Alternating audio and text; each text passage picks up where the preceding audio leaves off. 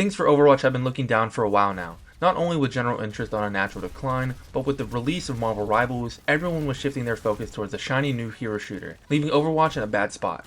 And after months of Marvel Rivals being released and harboring so much attention towards it, how did Overwatch respond?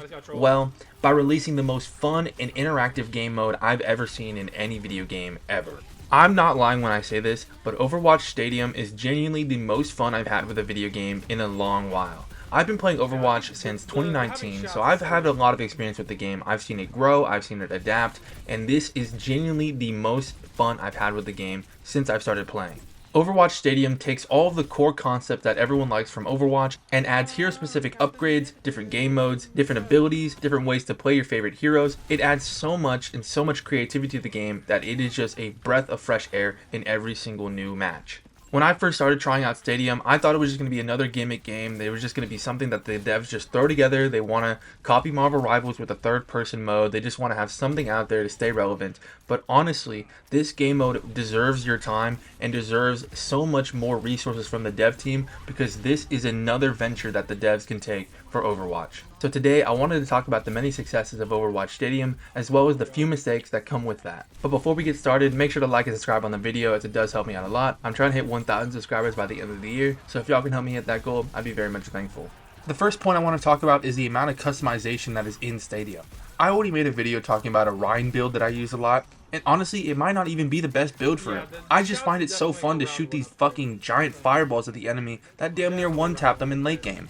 There are just so many different ways you can take each hero and play them out in your games that every single game feels like something new.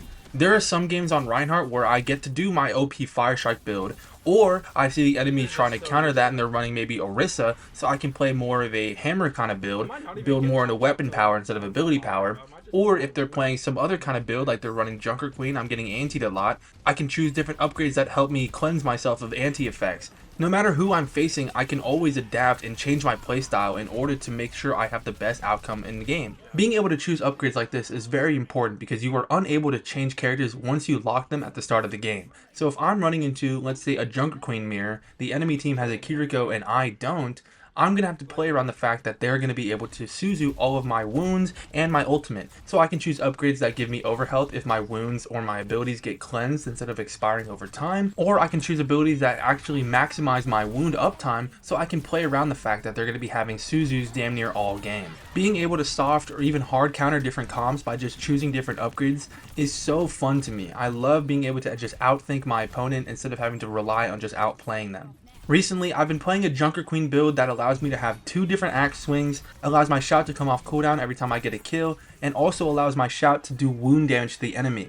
Combining this with an ability that stacks my wound damage and also increases the radius of my shout makes it to where the enemy is always taking wound damage, allowing my survivability to be maxed out almost all game.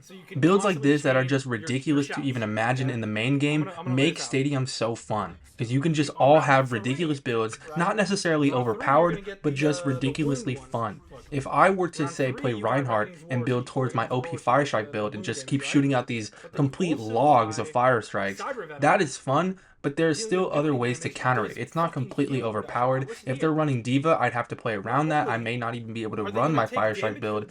There's different ways to counter every single build, which makes them all feel balanced, even though on paper they all seem overpowered. My main point here is that there's so much customization within each character's kit that it makes every Stadium game feel different and unique. But one point where I think the game falls flat on is the game modes. Unfortunately, there's not a lot to choose from the base game that could be easily translated into Stadium, so we're stuck with Clash and Push, which honestly, they feel a little bit better in this game because it's more fast-paced. The time is only around 3 minutes per round, so you have a little bit less time of just having to go back and forth on Push and on Clash, but those game modes are still fundamentally flawed. Push can still be very much lopsided, where one team just continuously rolls the other team, while Clash has almost the exact opposite problem, where if you cap the first point, the second point is almost guaranteed to be capped by the enemy team, causing you to get steamrolled on mid. It's very much flawed, but I'm sure that with time, with the addition of new game modes and reworks of these existing game modes, these issues can be ironed out. One thing Stadium does get right though is the gameplay. I already talked about this a little bit with the customization aspect, but honestly, every single character in this game feels impactful. There's no characters like in the base game where you can have a life lever on your team who just does jack shit all game, or you have a Mercy who's only damage boosting the worst DPS on your team.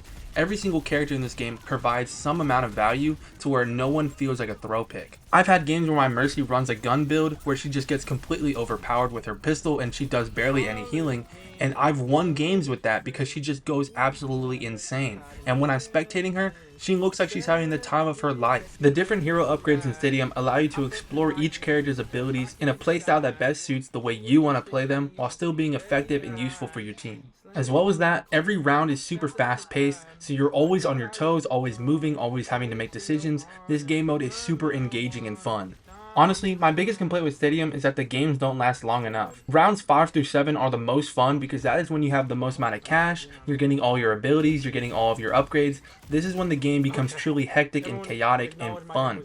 But rounds 1 through 4, if you're just steamrolling the enemy team, if you're winning at that point, I can see how this can get pretty stale. I've even started asking my teams if we could start throwing some rounds so we can hit round 6, round 7, so we can get some OP builds going. But other than that, Overwatch Stadium was just the breath of fresh air that this game really desperately needed, and honestly, I'm having so much fun with it. If you haven't tried it out yet, you should definitely give it a try. Just a couple of games to see if it's right for you, because honestly, this game mode is so fun. It is so chaotic. There's so much fun you can have with this game mode. I don't see how anyone cannot enjoy this. But with that all being said, thank you guys so much for watching. I loved sharing my thoughts about this game, so let me know what you guys think in the comment section below. Also, expect a lot more Stadium content on this channel because I'm having a lot of fun with this game. Make sure to like and subscribe if you want to see any of that. And again, thank you guys so much for watching.